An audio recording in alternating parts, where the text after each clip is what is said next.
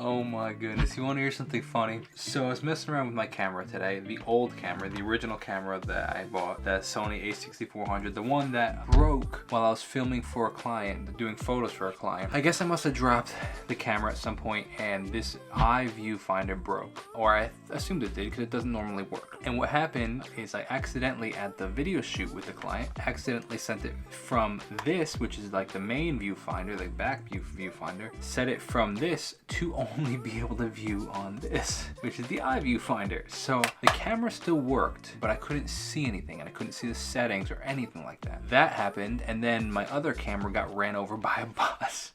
Hence, I'm filming on a new camera. And in fact, I have 2 new cameras. Here's the second. I was messing around with the camera today and I was testing all these different things out, plugging external monitors, trying to figure it all out, seeing if I could miraculously try to get this back working again. The funny part is I did.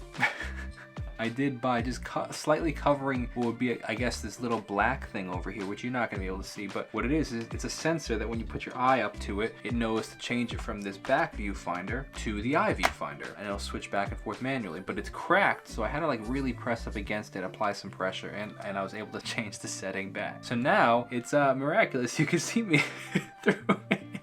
So I have a couple options over here. I can now sell this camera for significantly more than I could have if I just sold it like as is, which I'm really grateful for. I'm also grateful that I don't have to like try to fix it, because they were gonna charge somewhere between $350 to $400 to fix it, which is a blessing, thank God. So there's that. I can either sell it now maybe for a little more money, or something else I'm considering is just keeping it as my studio camera. And now I have this camera and the one I'm filming on as work cameras. They never do anything other than work, and like my vlog camera, and this one's always for work, which is nice because then I don't have to like mess with settings. They'll always be like equal settings, which is huge when filming, because the 2 cameras I had before had different settings. I had to match the colors. Now again, 2 choices are I either keep this as my constant studio setup, or I do rotate this one, which I have over here, for my setup. I don't know the answer to that yet. I'm gonna think about that and see what I decide, but it is a serious blessing that this is fixed now. Regardless though, I think no matter what I choose, I do think I need to get a new lens, just because